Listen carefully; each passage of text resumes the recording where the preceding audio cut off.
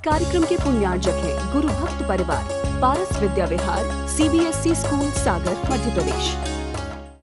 ओम नमः सिद्धेभ्य। पंच परमेष्टि भगवान की परम पूज्य आचार्य भगवंत गुरुवर विशुद्ध सागर जी मुनि महाराज जी की, परम पूज्य मुनि श्री सुप्रभ सागर जी महाराज जी की। समीचीन विकल्पों का सम्यक समाधान। सम्यक ज्ञान की एक ऐसी अनूठी विधा जिसके माध्यम से हम अपने मन में उठने वाले उन अनेकानेक समीचीन विकल्पों का सम्यक समाधान परम पूज्य मुनि श्री सुप्रभ सागर जी महाराज के मुखारविंद से प्राप्त कर रहे हैं। देश देशांतर से अनेकानेक समीचीन विकल्प हमें यहाँ प्रतिदिन प्राप्त हो रहे हैं और परम पूज्य मुनि श्री उनका आगमोक्त विधि से हम सबको सम्यक समाधान प्रदान कर रहे हैं। प्रारंभ करते हैं आज का सम्यक समाधान।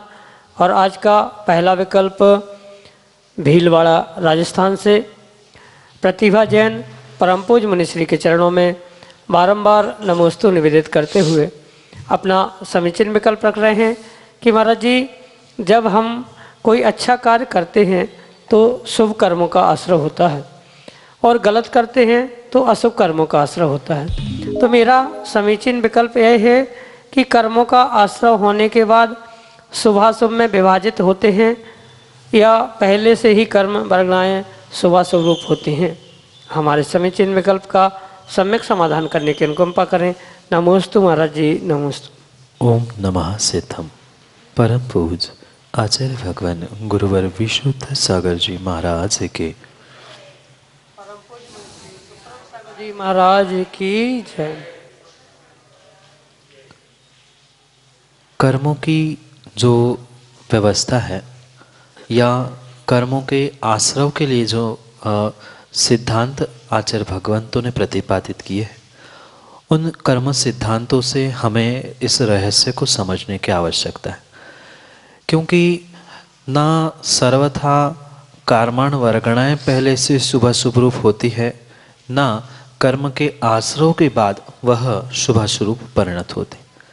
समझने जैसी विशेष बात यहाँ पर यह है कि जीव जिस प्रकार से मन वचन काय का उपयोग करता है, उसी प्रकार से वह कर्माण वर्गणाएं परिणत होते होते ही आत्मा में आश्रवित होती है।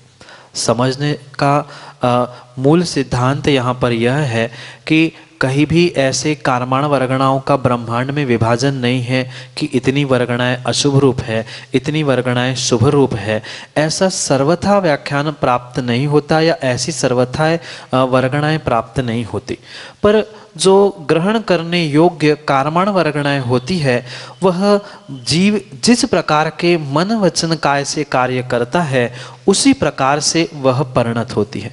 जैसे एक समझदार माँ भोजन बनाते समय अगर वह आटे में नमक मिला लेती है, मिर्च मिला लेती है, तो वह सामग्री आटे की अगर पुड़ी भी बनाई है तो वह नमकीन कहलाती है। और उसी में अगर बनाते समय ही शक्कर मिलाई है तो वह मीठी पुड़ी बनाई थी। तो आटा नमकीन मीठा था कि वह रोटी या पुड़ी नमकीन मीठी थी। बनते समय जब वह जैसी सामग्री मिलाई थी, वह सामग्री का स्वाद वैसे हुआ था। बिल्कुल कर्मों के साथ भी यही कार्य घटित होता है। ना कर्माण वर्गणाएं परिपूर्ण रूप से शुभाशुभ रूप पृथक रूप भिन्न भिन्न की गई है, ना आश्रव होने के बाद उनका विभाजन होता है, अपितु जब कर्मों का आश्रव जीव मन से वचन से और काय से करता है, उस समय पर जैसे मन के प्रत्यय भाव होते हैं, क्रियाओं का अभिप्राय होता है या क्रियाएं होती है, उनके ही अनुसार, उनके ही प्रत्ययों के अनुसार बिल्कुल वह शुभ या अशुभ रूप परिणत होते होते ही आश्रवित होती है। समझना सत्य उस कर्म सिद्धांत को है कि कर्माण वर्गणाएं तो परिपूर्ण रूप से एक समान न्यूट्रल पुद्गल वर्गणाएं ही हुआ करती है, पुद्गल परमाणु हुआ करते। जैसे आटे के एक समान परमाणु होने पर भी शक्कर मिलने पर वह मीठा स्वाद आता है और वही नमकीन आदि मिलने पर, नमक आदि मिलने पर उसका खारा नमकीन स्वाद आता। ऐसी ही कारमाण वरगणाएं उस आटे के समान एक सी होने पर भी जैसे मन से, वचन से, काय से जीव शुभ परिणाम या शुभ क्रियाएं करता है, वैसे ही वह कारमाण वरगणाएं शुभ रूप परिणत होते होते हमें पुण्य का आश्रव करने वाली होती है। वही मन का, वचन का और काय का जीव अगर दुरुपयोग करता है, अशुभ रूप से उसका परिणमन करता है, अशुभ रूप से क्रियाओं को करता है, तो नियम से वही कारमाण वरगणाएं जो शुभ रूप बनने की शक्ति रखती थी, वही अशुभ रूप परिणत करते हुए आश्रवित होती है। ना वह पहले से अशुभ शुभ थी, ना बाद में शुभ अशुभ होती है। वह जब वह आश्रव की प्रक्रिया प्रारंभ होती है, यानी मन, वचन, काय का जैसा जब परिणमन होता रहता है, वैसा ही उस समय पर उस मन के साथ, वचनों के साथ, काय के साथ आत्मा में प्रवेश करते समय ही आश्रवित होते होते ही वह अपने स्वाद को बदलते हुए या स्वाद को प्राप्त करते हुए शुभ रूप या अशुभ रूप, पुण्य रूप या पाप रूप बनती है। मात्र उनका विभाजन समझ में आ जाए, इसलिए बंध की अपेक्षा से शुभ प्रकृति या पुण्य प्रकृति या पाप प्रकृतियाँ आदि का विभाजन उन शुभ अशुभ के निमित्त से जरूर किया है, पर ना वह कर्म बाद में शुभ अशुभ रूप होते हैं, ना आश्रवित होने से पहले वे शुभ अशुभ रूप वर्गणा रूप थे। अपितु जब वह बीज का काल, यानी जब वह कर्म कारमाण वर्गणाओं को कर्म बनाने का, आश्रव करने का जो कार्य आत्मा मन, वचन, काय के साधनों से करता है, जब इन साधनों के संपर्क में वह कारमाण वर्गणा आती है, जैसा वह पानी का रंग जिस रंग के साथ मिलता है, मिलने पर बदल जाता है, ऐसे ही वह कारमाण वर्गणाएं मन, वचन, काय के शुभ अशुभ परिणाम परिणति के निमित्त से वैसी होते हुए आत्मा में वैसा ही फल देने की शक्ति के साथ आश्रव बंध को प्राप्त होते हैं। यही आपके लिए सम्यक समाधान। सुखदास सन्मति हरसुले वासिम महाराष्ट्र से परम पूज्य मनीश्री के चरणों में बारंबार नमोस्तु निवेदित करते हुए अपना समीचीन विकल्प रख रहे हैं कि महाराज जी, धार्मिक अनुष्ठान जैसे पंचकल्याणक, सिद्ध चक्र विधान आदि का आज स्वरूप बदल चुका है। श्रद्धा भक्ति के स्थान पर फैशन शो, झगड़े, मान सम्मान आदि ज़्यादा दिखाई देते हैं। ऐसा क्यों एवं इससे क्या दोष लगता है? हमारे समीचीन विकल्प का सम्यक समाधान करने की अनुकंपा करें।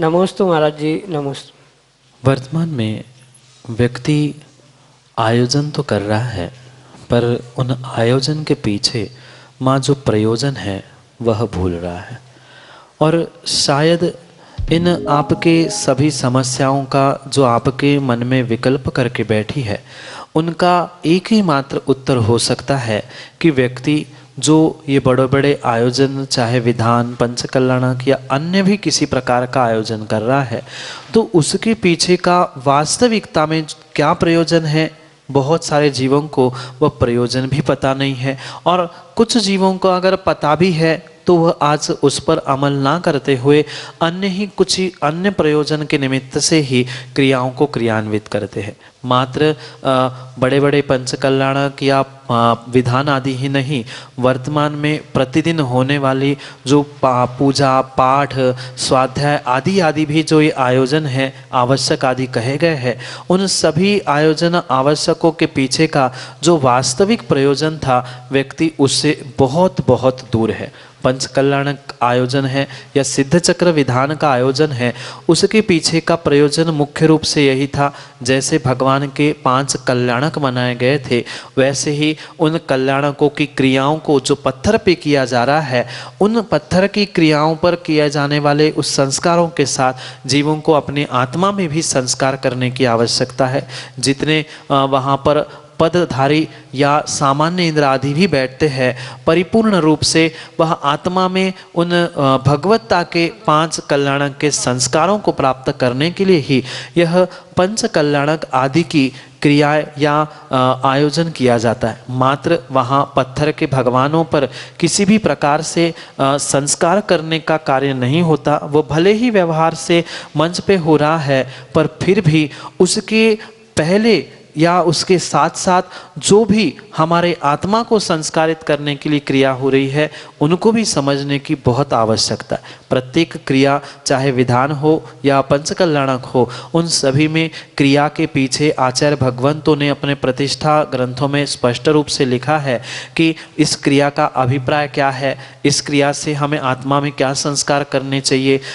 इतना ही नहीं, जो अंकन्यास हो रहा है, दीक्षा हो रही है, उन सभी आयोजनों को या घटनाओं को देखकर हमें क्या भाव लाने चाहिए, इन सभी को समझने की बहुत आवश्यकता है।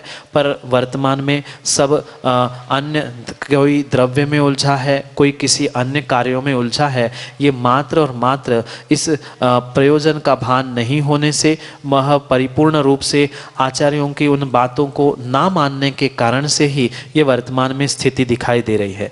पर परम सत्य बात यही है कि ऐसा कार्य करने पर नियम से कहीं ना कहीं व्यक्ति को दोष अवश्य लग रहा है, और परिपूर्ण रूप से उस भगवान की वाणी की आसाधना का ही दोष लग रहा है। और अगर मान सम्मान के लिए कोई पद धारण कर रहा है, तो जैसे वह अनिचा भक्ति करके स्वधर्म कल्याण को, मुक्ति को प्राप्त करता है, ऐसा दिखावा करने वाला कभी भी नहीं कर सकता। इसलिए पदाधिकारी भी बने, चाहे वहाँ स्वधर्म आदि पद भी धारण करे, तो मात्र दिखावे के लिए नहीं, उन क्रियाओं को अपनी आत्मा में करने के लिए अगर उस प्रयोजन के साथ करेंगे तो ही वह आयोजन का सार्थक है, अन्यथा नहीं है। और जो इन गलतियों को दोहराता है या करता है, दोषों को करता है, वह परिपूर्ण रूप से अपने लिए उन मायाचारी के साथ साथ छल कपट के साथ साथ उस पाप कर्मों को भी आश्रवित करता है। क्योंकि मान सम्मान,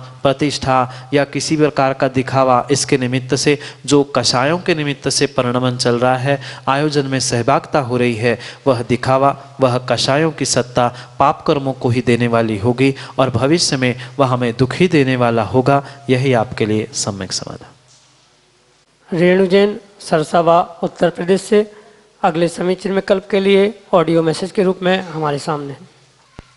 नमोस्तु महाराज जी, मेरी एक शंका है।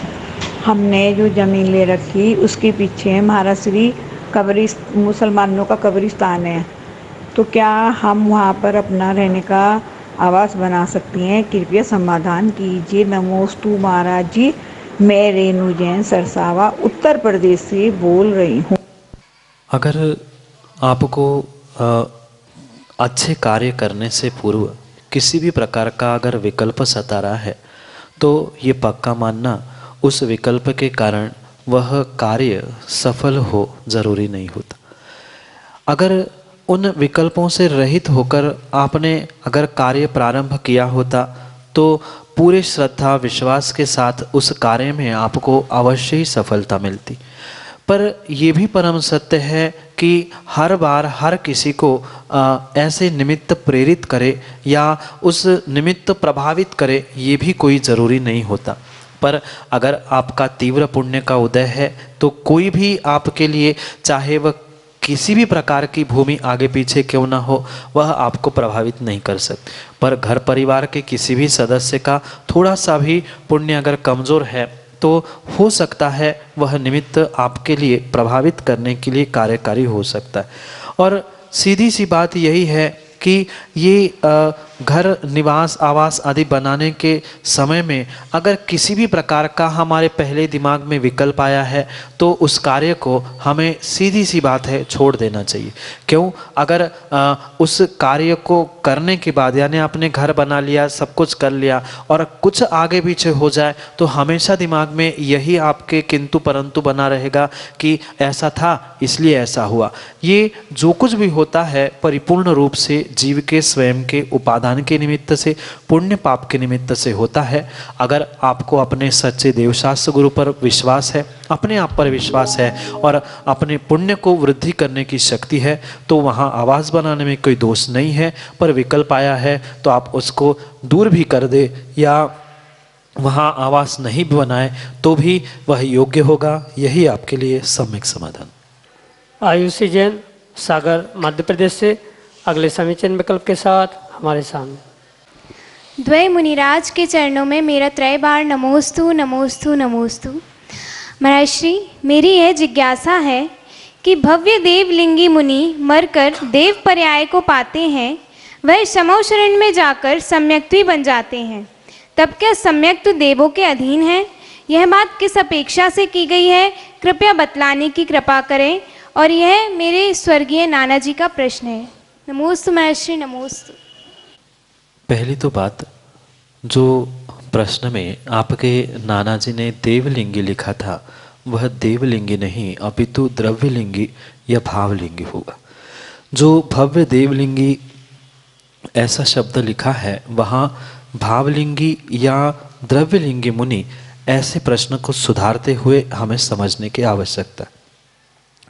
जो भी निर्ग्रंथ मुनिराज मृत्यु के उपरांत देव पर्याय को प्राप्त होते हैं और वे अगर भावलिंगी थे तो भावलिंगी होने के कारण से सम्यक को छोड़ दें ऐसा कोई ज़रूरी नहीं है। या द्रव्यलिंगी है तो वे स्वभाव से ही उन्होंने सम्यक को प्राप्त नहीं किया था, इस कारण से ही वे द्रव्यलिंगी कहाए गए। पर इसका ये संबंध नहीं किया जा सकता कि मात्र देव ही सम्यक दर्शन को प्राप्त कर सकते हैं। वहाँ जे अभिप्राय लिखते समय प्रश्न का, क्योंकि प्रश्न करने वाला अपने चिंतन से, अपने विचारों से स्वतंत्र हो सकता है, अपनी मानसिकता से स्वतंत्र हो सकता है, पर आगम के परिप्रेक्ष्य में हमें इसे इस प्रकार से समझने की आवश्यकता है।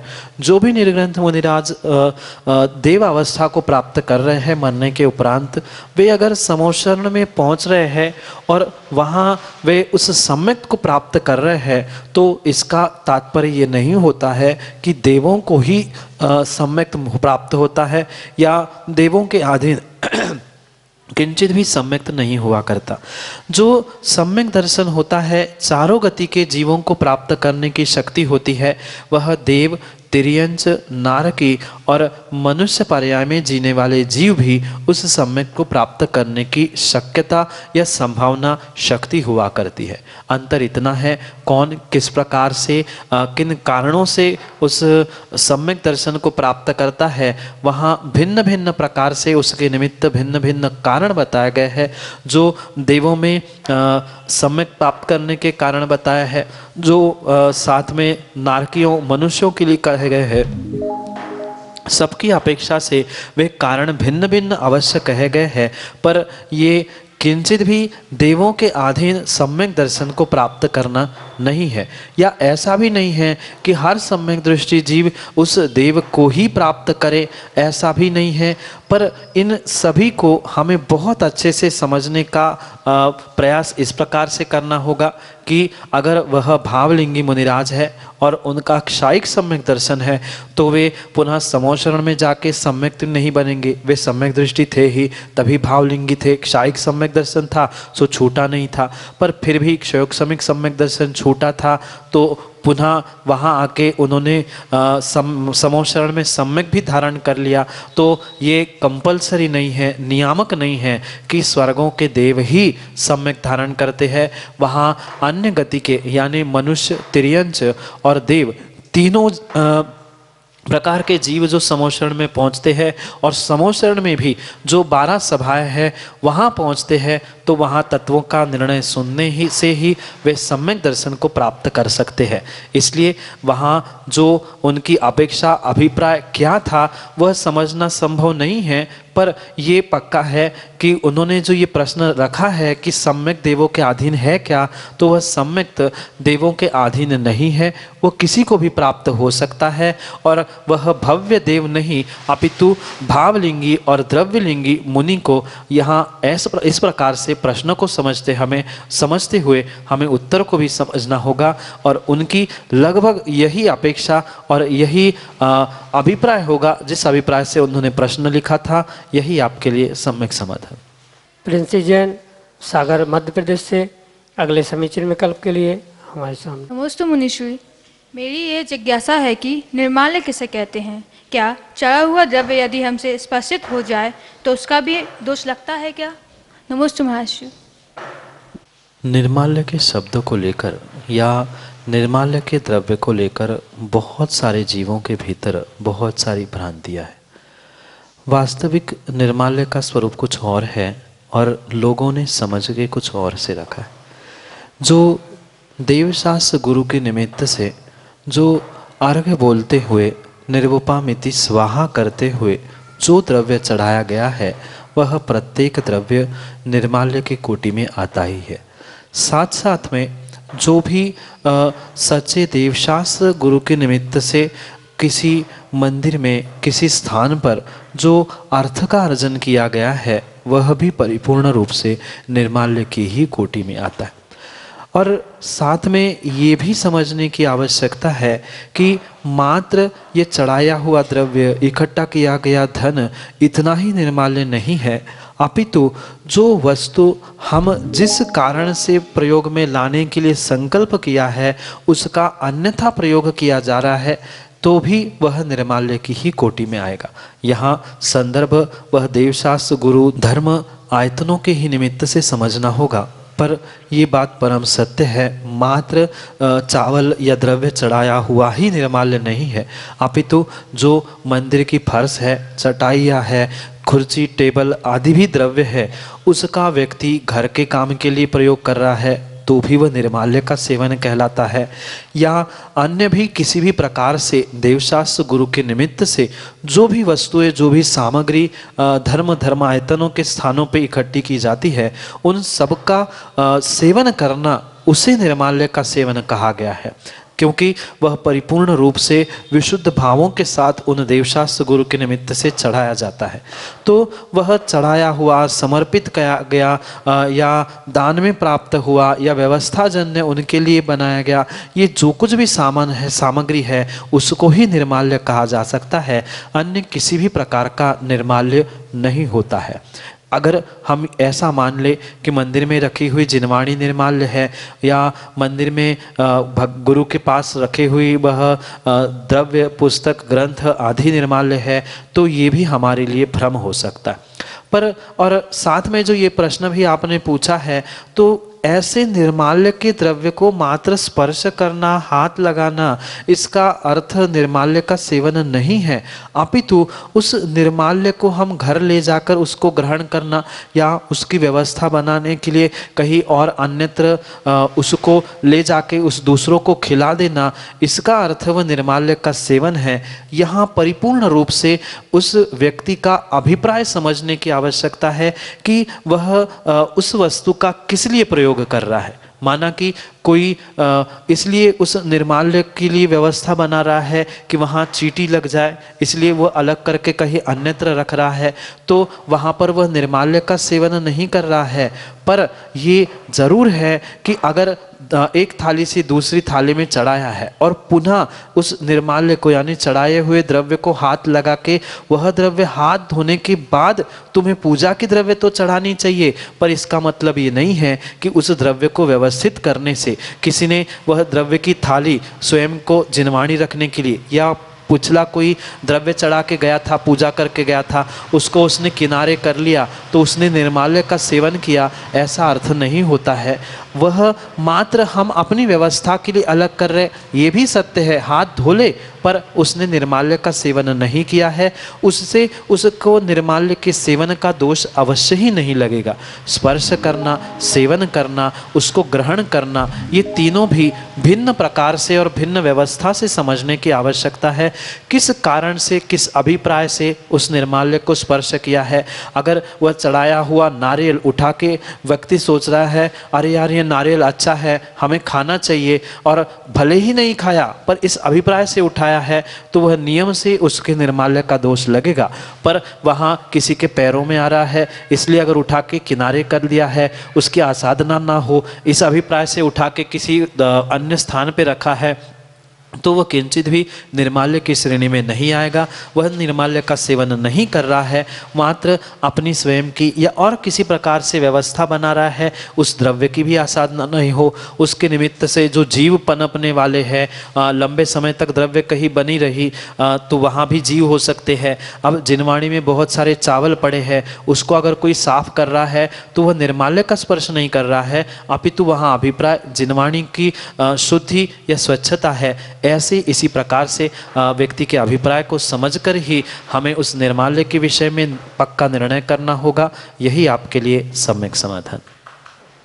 जय जन बंधु, आप हम सभी लाभ ले रहे थे लोकप्रिय कार्यक्रम सम्यक समाधान का। यह कार्यक्रम प्रतिदिन 5:13 पे यूट्यूब चैनल सुप्रवॉच के माध्यम से प्रसारित होता है एवं इसी कार्यक्रम का प्रसारण पारस टीवी चैनल के माध्यम से 4 बजे से इस कार्यक्रम का प्रसारण होता है। अगर आप सोच रहे हैं कि आपका विकल्प हम तक कैसे पहुंचाएं, तो नीचे पट्टी पे या अलग से व्हाट्सएप के नंबर फ्लैश हो रहे हैं, उसके माध्यम से आप हम तक अपना विकल्प या तो ऑडियो मैसेज या टेक्स्ट मैसेज के द्वारा भेज सकते हैं। आपकी सुविधा के लिए मैं नंबर दोहराता हूँ 8707548811। यह व्हाट्सएप का नंबर है, आप इस पे अपना मैसेज भेज सकते हैं। अगर आप जीमेल के उपभोक्ता हो तो जीमेल के माध्यम से आप अपना विकल्प samyak.samadhan@gmail.com इस पे भेज सकते हैं। पूरे इस विकल्पों को एकत्रित करके मुनिश्री तक पहुंचाया जाता है और मुनिश्री अपने ओजस्वी वाणी से उसका समाधान हम लोगों को प्रदान करते हैं। अगर आप सोच रहे हैं कि घर बैठे हम अपने ज्ञानदान में अपनी संपत्ति का कैसे सदुपयोग करें, तो आपके पास एक विकल्प उपलब्ध है, आप हम तक संपर्क करें। ये जो कार्यक्रम यूट्यूब के माध्यम से पारस टीवी के चैनल माध्यम से चल रहे हैं, इस कार्यक्रम का पुण्यार्जन करके आप अपने कर्मों का क्षय करते हुए पुण्यार्जन प्राप्त कर सकते हैं। मैं मुनिश्री के चरणों में नमोस्तु करते हुए आज के इस पावन बेला को यहीं पे विराम देता हूँ। नमोस्तु नमोस्तु नमोस्तु। इस कार्यक्रम के पुण्यार्जक है गुरु भक्त परिवार, पारस विद्या विहार, CBSE स्कूल सागर, मध्य प्रदेश।